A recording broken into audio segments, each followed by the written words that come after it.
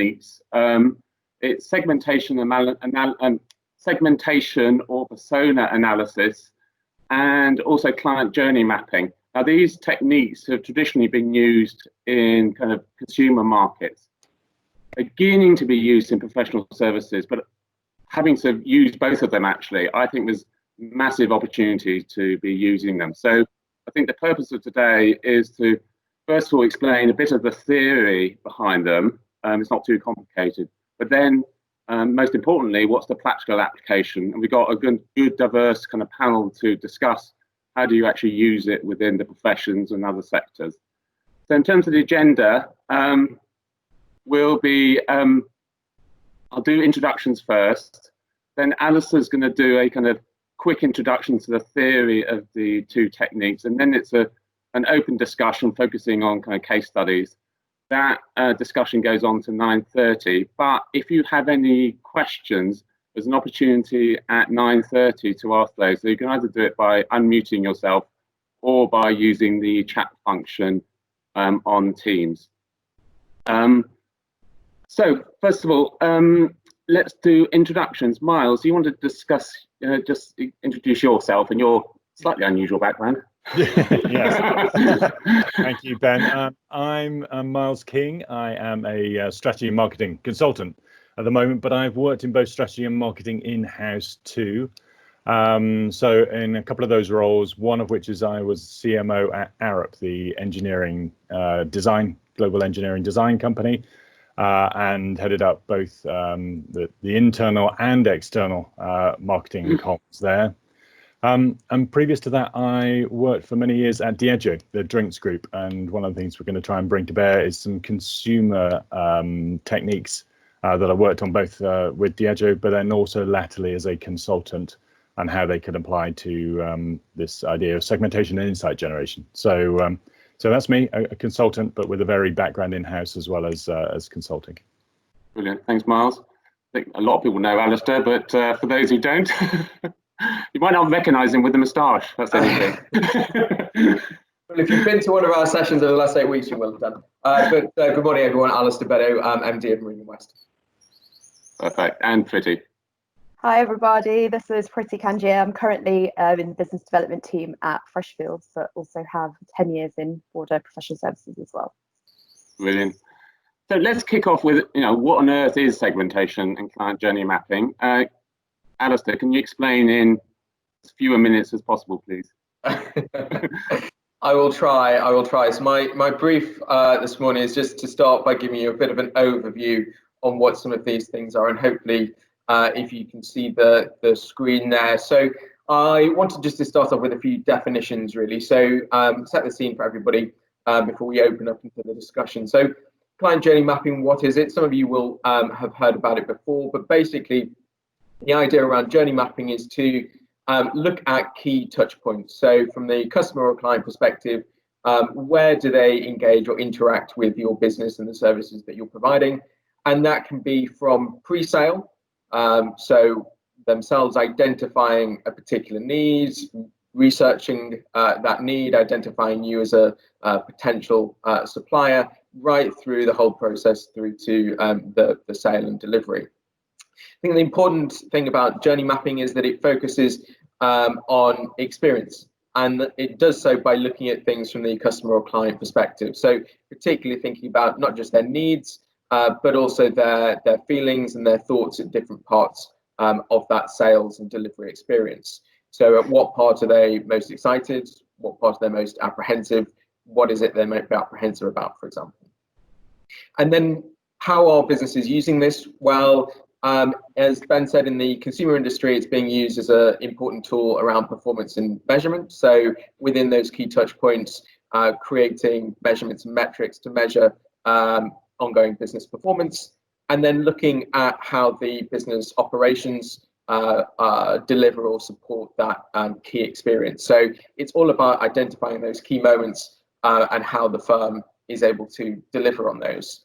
So just to give you one example from my own personal experience, like many of you, I was probably due to jet off on a holiday this summer to America. And if you think about my customer journey there, once COVID hit and we had to cancel that holiday, I tried to do that online. Pretty poor customer service experience from BA, really difficult to get a refund that way. But then actually I did progress on to speak to someone in one of their call centres, and actually that was a much more easy experience for me, very quick to get a refund. Here I'm probably quite lucky on that, but I was quite apprehensive, for example, that I might be sat on the phone for 2 hours or more before I could get through to someone.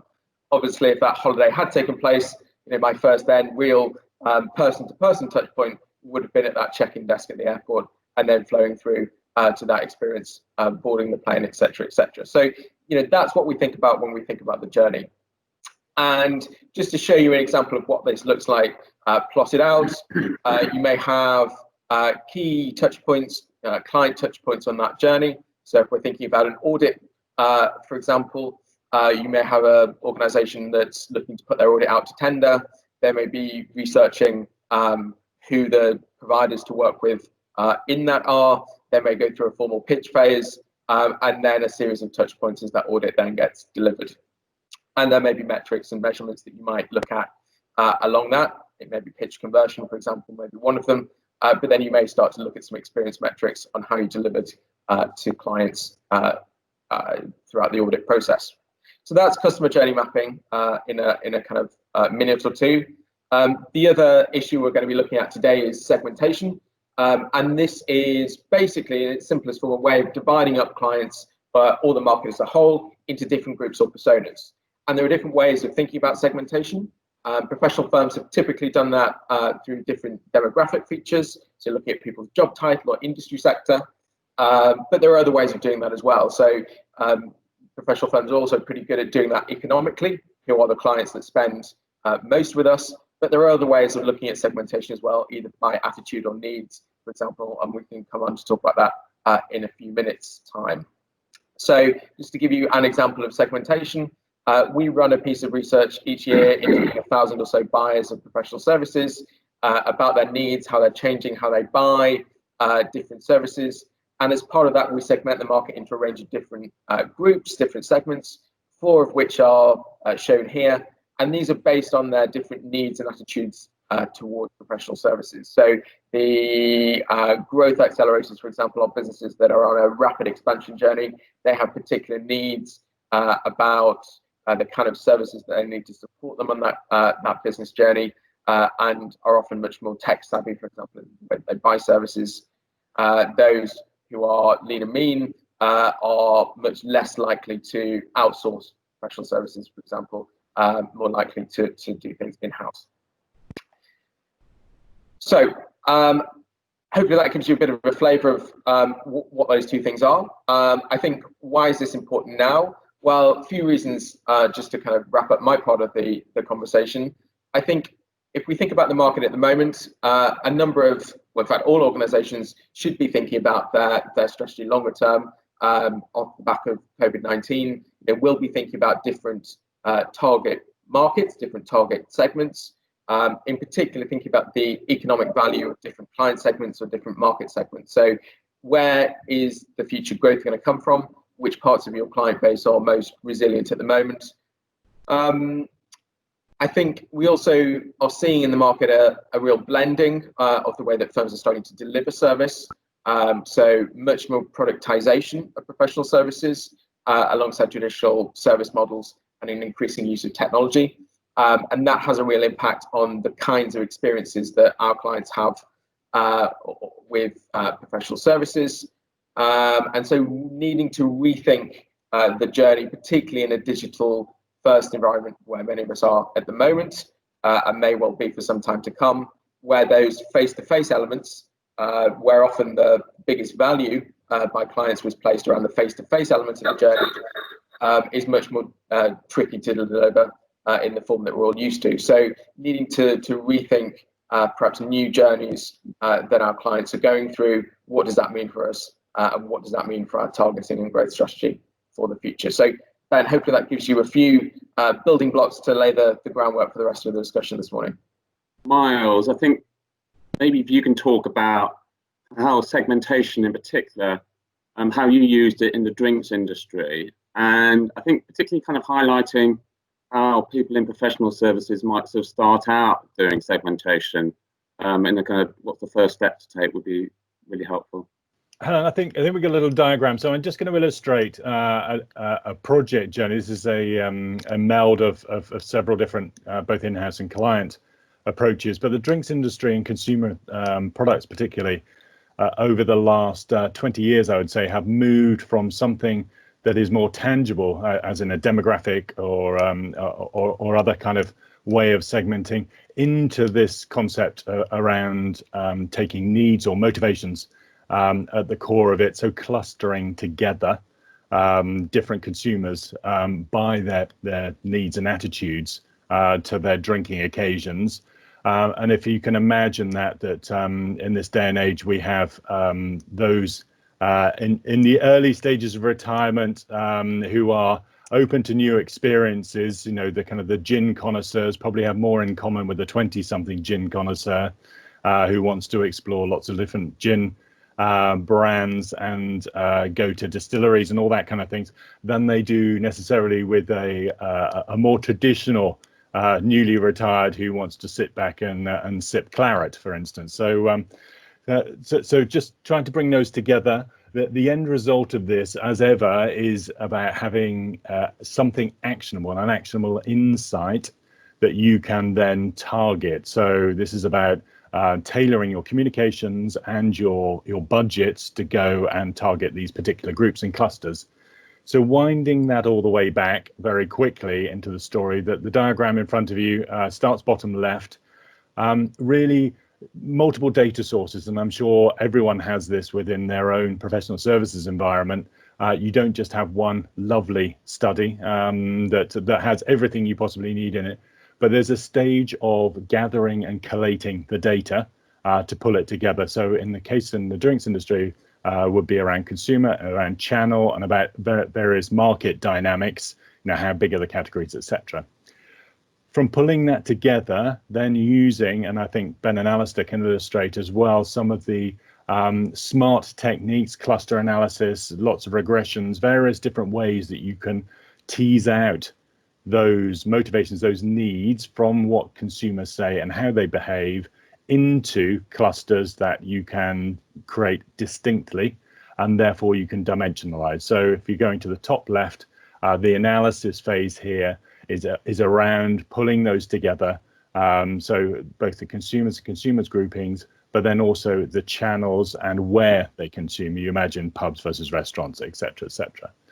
So from an idea of those metrics, you can then draw out the consumer typologies. You can draw out those segmentation outputs that give you some clarity, some pen portraits, some typologies about who they are. And so that not just the team creating them, but actually the whole organization can then use and visualize those. Something that we did actually at Arup as well for lots of our internal comms was about creating those consumer portraits, those typologies or avatars, as they're often called at the moment. So people can actually be writing comms to those people and understand why they're different and what their needs and motivations are. It also gives you the consumption occasions. So those particular moments. So in the bottom left there, you can see a little tower of champagne glasses from a celebration. You imagine a wedding or an anniversary is very different from just kicking back with some friends in the pub when we could go there, or even some socially distanced cocktails in the park. So different occasions. Finally, and to wrap this up, there's then driving that into some kind of visualization, a mapping. And the mapping organizationally extremely important because you're bringing all of these strands from data through the grouping and typologies and segmentation into a framework that can have money attached to it. And you can then start to rank opportunities and people can start to target those in an active sense. So you're going from the idea of segmentation and journey into things that your sales or business development teams can actively do against particular opportunities. And I think there's one thing I would bring out is it's an imperfect journey. It's an iterative journey. You need to go around this a few times and refine it. to get to some really good places. But fundamentally, if you start out with the aim of generating some actionable insights, some things you can do differently to different groups, then I think you can measure each step along the way as something that you want to do better or spend more or less time, money on. But if you're driving to that, then I think the organization will see the value of it. And we've debated as a team here with Meridian West about how you communicate that, and do you actually talk to your fee earners, etc., kind of almost this journey backwards about how you can affect some differences in the approach or what they do or who they do that to, who they aim at, but have that based on a kind of a logical tiering of data and analysis. Well, thanks so much for that. So it's going to be interesting. I think we can definitely see its applicability within the drinks industry. I suppose the kind of question for all of us is, is it applicable to professional services? So I'm going to hand over to you, Alastair. How have you used these techniques within professions? Give some examples. Sure. So my view is that it definitely is applicable, because I think ultimately what we're talking about is understanding, consumer behavior or client behavior. In any organization, regardless of sector, that's incredibly important to their success, and particularly at the moment needing to be adaptable to market conditions. I think where we've seen it being used a lot is where you've got actually relatively new entrants into the professional services market, particularly those that are private equity backed or VC backed. I think you think about those kind of businesses, and they are by their nature quite data driven, very disciplined about strategy, but also very keen to scale up their reach. And I think one of the ways they're doing that is by being really disciplined about the segments of the market that they target for growth. So just to give you one example, I'm working with an organization at the moment who are they're in the kind of a broad accountancy business advisory sector. They're looking at rolling out a number of tech-based propositions to their clients. An important part of that is understanding which of their kind of current client base, which segments, as well as which of the broader market are most likely to be comfortable using that technology, most likely to adopt it, and use that as a platform to sell on other services. So one of the ways that we've done that is by doing a deep dive amongst some of their customers. So a series of some in-depth interviews with customers, talking to them about their experience using technology, what that means in a practical sense. But to Miles' point, we've also done that by collecting data. So we went out and surveyed their customer base, and just by asking some really quite simple attitudinal questions about the way that people, for example, use technology, their different attitudes towards buying, you can start to run a set of analysis whereby you can group people into segments based on their responses to those questions. So Alastair, it sounds like it's particularly applicable to when you've got kind of productized services within professions. And that feels like that's the way that the professions are going anyway. So is your sense that segmentation is going to be particularly crucial going forward? I would say so, because I think actually professional firms have been pretty good at the moment around segmenting by industry. For example, most firms have an industry matrix. They go to market in that way. You look at any law firm or accountancy firm website, and they will usually talk about their industry expertise. And that's great, but actually that's a fairly limited way of segmenting the market, because most organizations are kind of cross-sector in some ways. Most organizations have some kind of technology component now. To use that phrase, we're all technology companies to some degree. So there's certainly a blending of those kind of discrete industry sectors. But actually, particularly at the moment situation, we're finding that customer needs are radically changing. The way that people buy and their attitude towards different services is often a much greater determining factor around propensity to buy, loyalty, but also profitability, importantly, of key client segments. And as the market becomes more challenging, I think looking at things through that economic lens of which parts of the market are both growing but also profitable for us to work with and serve. There's a question for any of you, actually. So I'm sitting in the marketing department, and what we often hear from marketing is we don't have great data. Our CRM's not fantastic. Our financial systems don't even give us peer analysis particularly. We can't really even spot the size or the sector of these businesses. Where do I start? Is this kind of off the table for me, or is there a simple thing I can do? I'd say you can start quite small, because I've had that problem in the past before. I think it can be as simple as looking at your top 10 biggest clients, for example, and starting really simply, or your top 10 industries, however you want to do it within your firm based on what you're trying to get out of it. Because I think having no data is always a great excuse. There's always information out there. You just need to seek it out and piece it together. And the other thing, Ben, just to jump in, is if you get the right group together, you can hypothesize some of these segments and then go out to test. So, both in professional services, but also in the drinks industry, then how to set up a survey is usually based on having a good hypothesis of what you're trying to find in the first place. So before you spend the money, it's often worth trying to rough this out. And then also draw out some of that innate knowledge that I know, senior folks in professional services firms, the fee earners, etc., have a kind of gut feel for this that they've used for the last 20 or 30 years to guide their business. Talking about that is actually a rich source of getting some of that information. That's interesting. And the other thing, which is kind of because you can segment by the company. This is company X. Or you can segment by the individuals within it. Can you do both? How do they two fit together? Alastair, I don't know if you have any views on that one. Yes, definitely. I think the company lens is quite interesting because particularly when you're thinking about what stage in the growth cycle are they. So startups will have very different needs than your large established corporates, where the kind of cost and margin pressure is perhaps more front of mind at the moment. But the individual actually is probably, for my mind, where it gets really interesting, particularly even in a professional services context. And whether you're talking about corporate buyers or private clients, actually the way that we interact with services is really really the determining factor often in that equation.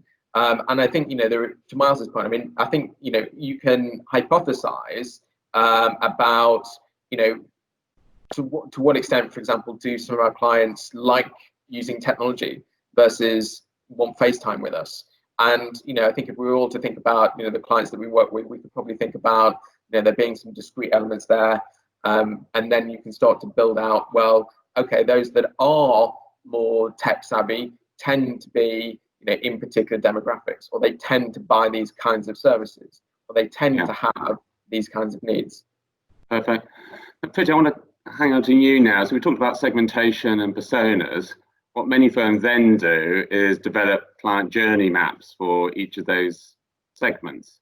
And I know we've worked together, a very large accountancy firm, developing a client journey map. Maybe you can give us an overview of that project, why you developed doing it and why trying to do it for a global, multi-jurisdictional, multi-service accountancy firms feels like a big task. It was definitely a big task. If I take it back away from segmentation for a little bit, the bigger goal for the accountancy firm was really about recommendation. So it was not one of the big four firms, but it was one of the leading mid-market firms. And differentiating in the market is tough. It's always been tough. I think it's been a lot harder in recent years as you have more services available and there are pressures on pricing. And this firm decided that actually the way to differentiate in the market was through recommendation. So the firm-wide goal globally was to be the most recommended advisor. And in order to be able to become that, we needed to really understand and design the client journey or the experience that we wanted our clients to have. And there's a number of ways you could do this. The journey, it's never ending in so many ways. There are many different iterations of it. It can vary by country, it can vary by service, it can vary by segment, as we've just discussed. But on a high level, the steps are very similar. I think Alastair showed a journey earlier for the consumer sector, and even in professional services, it's not that different. So any feedback that you do have, we talked about data sources, and disparate data can help feed into what your client journey, your ideal client journey could operate like, and that helps you identify some tactical and also strategic changes that you could make along the client journey to really give that best experience possible. In the accountancy firm, really what we identified was, where are we adding pain and where do we need to take that out and actually replace that with value? And over the course of the journey, you know, we knew there were some things that as a firm we were doing great, but actually we weren't doing great consistently. And often those things were quite basic. You'd look through the journey and think, wow, that's really simple. How can I do that more often?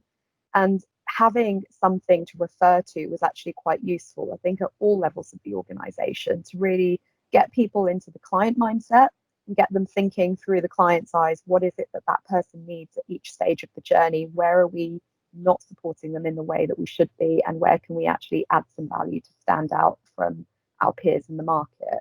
And, you know, that helped create loyalty essentially throughout that journey, throughout the life cycle of the client, but also for the firm overall. And ideally it would lead to recommendation. I mean, I left the firm at the point where it got to measuring on the recommendation, but I believe it actually went quite well, and the firm was very highly recommended in the market, which is good. And I think so it's actually kind of measuring at different points in the journey. So post pitch, onboarding, post matter. So you're kind of tying your metrics to your journey, if you like. Yeah, and there are those formal points of feedback, but I think there's also the informal conversations that partners and fee earners have. That, you know, there's never a great way in any firm that I've seen anyway that captures all of that information. So it's involving the right people, having conversations across the firm at all levels, and really getting input as and where you can, bringing that all together. And I think that sort of framework has been really useful, especially now with the market in the way it is. I do often think about the techniques that I've learned in the past and how they can apply to now. I think a huge part of the client journey is the actual winning of the work and then delivering the work. That part is quite quiet, at least on the transactional side in my current firm. But really it's quite eye-opening, because there's so much that you can do before you win the work, and also to maintain a relationship that often you forget about in busy times. It's so easy to forget about it. And I've really found a lot of associates particularly are very keen to be more involved in business development activity at the moment. So using something like a client journey not only gives them something to refer to, but it's also helping upskill them and really teaching that future generation about the whole business development life cycle as well. So I often find that people become more senior in their career, and all of a sudden they're expected to be great at everything, but without various skills training throughout their career. So this is quite a good tool that can be used throughout somebody's career. You know, the basics don't often change. It's those signature attitudes and behaviours that can develop and evolve throughout time, that actually an individual can also learn and develop throughout their career as well. Yeah, so because I remember when we started out with the client journey, it looked like the kind of London Underground. It was so complicated. It really was, and it can be immensely complicated if you want it to be. And also when you add personas to it and segments to it, there's no right or wrong. I think that's always the way I look at it. It does evolve. It's a basic framework that you have to adapt based on your situation. But it gradually got simpler and simpler, didn't it? We sort of got down to kind of 5 stops, you know, rather than. And what was interesting is just how consistent it was across service line and even across geography. The only big difference was between the kind of more Latin countries. It was much more relationship driven as opposed to a more formal approach in the US and the UK. And it's interesting also now, you know, one of you had mentioned like the face-to-face interaction that you have with clients and targets. And Africa is one of the regions I look after at the moment, and face-to-face relationship building is massively important in that region. But really now, because we can't do that, clients and contacts are actually more open to different ways of working with them. So it's, again, we're adapting the client journey to suit the situation and those individuals. But this whole COVID thing, you know, is a bit of a catalyst, because the journeys are different now, and I suppose also segments are different, because suddenly businesses have very different needs than they did, you know, just a couple of months ago. I realised we got to sort of 9:30, so we're going to sort of take questions. So we've had a couple of questions come in. We've had one actually from Frity Hospitales, which is an observation that they've used these sort of segmentation techniques within the kind of marketing team. So can any observations around that, if you're in marketing, how do you kind of use the kind of persona idea either for creating kind of natural or for proposals? Any thoughts on that? Or Freddie, if you're on the line, by all means, unmute yourself and ask the question yourself. Hi Ben, how are you? Hi Freddie, how are you? Yeah, so what's your thoughts on this one? It's interesting. I mean, segmentation has been around for such a long time. If you go back to the, the 70s and 80s, and you look at, dinkies and all those kinds of terms that they use for profiling people, and they've obviously evolved a lot since then. I think the way that I was going to talk about two things. One is how we use it for our own marketing. So, in the most really simplest, obvious way to do that is looking at how your website and how your clients are journeying through your website. Is a really simple way. In the data, you've got enough data to tell you that, and between your quals and quants research, you can tell a little bit more about the journey that people are taking through the services and also the insights, and linking all of them together, as we've done with our most recent report that you helped with. Yes. Quick plug. Thank you. but as well as that, I mean, as some as I've talked about before, and we do quite a lot of client work with the marketing team, and looking at how you do journey mapping for some of our technology companies in a similar way is looking at the segments. They have some very, very complex journey maps, as you can appreciate, and these are, these takes up rooms and rooms of area. But it is very, very much around taking what you've got available to you, and what you can get in terms of data, because I think you've all covered getting the data at the first end is the hardest thing, and then providing it in a way that actually partners can understand, because one of the problems is the translation of that into something that they can sort of turn around and go, I can use that in their world, because part of the problem is people tend to go back into marketing speak and consulting speak, and then that whole gap, and as we get more clever about our segmentation language, partners could sort of drift off into a world of I don't get that, and that's all very clever, but I don't get it. And so it's being pragmatic about how they can pick it up and use it in their world. And I use the website as a really simple example, but it's one they can, in its most basic form of journey mapping, it's one they get to understand how they need to change their language and re-articulate themselves. That marketing then suddenly owns that kind of conversation a lot more, than has a slightly more powerful way than, I think one of the comments that was made on the chat function was about how you get engagement, because they feel they own the relationship. And yes, they do. Marketing in some ways, the problem is, in any other business, marketing owns the relationship with the client. In professional services, generally you're the third person or fourth person away from it. So having that ability to get the conversation means, having data and being able to segment things in a way they understand.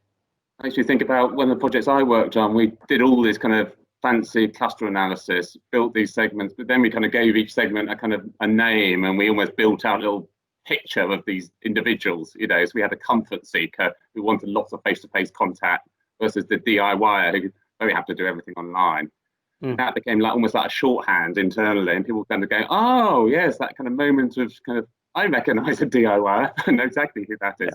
But Ben, to add to that point, I think it is part of the role of all of this in this area, in our roles, to boil this all down so that it is very simple, very clear, and then it allows the language then to be shared across the organisation, because otherwise you've got something that's a black box that's only for specialists, and then you have to be consulted for it. Whereas actually, if there's lives and breathes every day, the client journey, the segments, they're things that people can, pass between them as shorthand, then really, really enforces how the business behaves in a different way to make it actionable. We've got another question from Andy Knox. Yeah, okay. Well, I think Freddie and Miles have already spoken a little bit to this, but I guess it's a bit of a contrarian question. Look, I'm a buyer of client segmentation for commoditized legal services, particularly the increasingly PE-backed stuff. I think that definitely ticks the box. Accountants definitely better than lawyers, because they're generally a bit more business oriented, and arguably the services are a bit more commoditized. I'm a buyer of law firms in particular testing this client service proposition, because some of them have been bad on the basics, like just getting billing to clients. I think where it does become problematic is law firms in particular have got this intense thing where the people who sell are the people who do. And the people who do have limited bandwidth, because every day they wake up and suddenly you know, they've got 4 or 5 urgent client things going on. And the dynamic that I've observed in the past is there's limited appetite to give up the client relationship, which means that, you know, if I think Miles of Diageo in the drinks industry, there is an entire separate function which is charged with and has responsibility to kind of access the client, and they, in a sense, through online campaigns, etc., you're getting direct access. This disintermediation you get in professional services businesses and law firms in particular is really problematic. Plus, then you layer over with law firms this kind of, you know, that they've got you know, practice areas overlaid, and then they might have a sector focus. So I think it would be great. I mean, I still do think I do still agree with Alastair that there's scope for the application of this at any business level, but I just ask the question: how do you slightly prise the hands of particular partners off the client relationship to allow enough space to go in and do the analysis and the work to actually, linked obviously to the financials, which is the other thing that doesn't tend to happen in law firms, is that there's a tendency to separate relationships from the underlying economics. And Miles's point, and what other sectors do much better, is they understand the commercial value of clusters, which feels like we're light years away from that in certainly the law firms where the business is less commoditized. So it's interesting to think, you know, how can that change? The most interesting point is segmentation in conflict with partners being all over their clients and understanding them. Yeah, and their compensation linked often to client revenues. That's the real nub of the problem. Their economics are so tied to individual clients that they naturally want to hold on as tightly as possible. I don't know, Miles, you might have some good thoughts on that because you've seen it from a different sector. From both sides.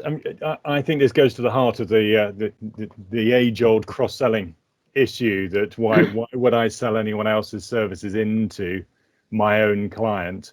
And I think a lot of professional services firms are getting past that now, where you have whoever is, you know, the relationship owner, you know, does get compensated for a part of the whole package of services that's sold in.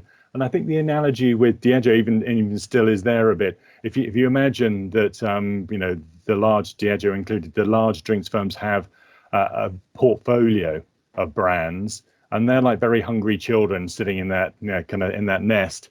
And each one of them's, you know, wants to sell to these particular consumers. And you have to make some choices, you know, where you spend your marketing budget, where you invest. And the consumer on the other end can't drink all those things at the same time, obviously. So you have to make some of those choices. So a little bit the same as that partner going in, you know, may have a specialization that is the mainstay of that client relationship, but will need other services. The benefit of the insight and the segmentation is to know where are those trigger factors that they can see those other segments coming through, to say, you know, this is a quick transaction that needs to be done, or this is someone to provide some other, you know, tax services or whatever it is, so that portfolio, the mix can be enhanced. And I think the analogy is there with both, that if you can get that insight to work, that partner who holds a relationship can sell more bundle of services to their relationship and act as that point person. So I think it is a positive.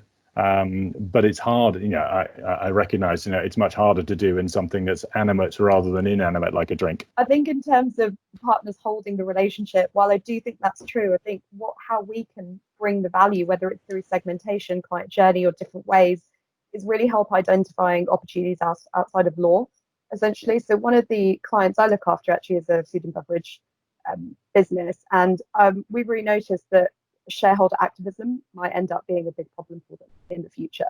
Now, that's not a legal topic per se, and that's not something that the lead partner should hold. That's something that goes beyond that, and actually the whole relationship team, including myself, need to be involved in conversations like that. They happen outside of general counsel and legal team, And I think that's where we can identify segments, use the client journey, and apply those techniques to bring the greater good to the client. I think just one more ending thought, if you will. I think when it comes to something like a client journey, one thing I always like to tell partners or lawyers or fee earners is that actually a lot of our clients use the technique themselves, and they might be judging us in a way that, you know, we also want to be judged and we want our feedback. So I think it's a good thing to keep in mind that actually a Diageo, for example, if they were a client, may be thinking, well, Freshfields didn't do this at this stage, this firm didn't do this at this stage. And it's also just a nice reminder to partners that we're not the only firm trying to do something like this. Brilliant. That's a terrific note to end on. So thanks so much. A really interesting discussion. Really enjoyed that.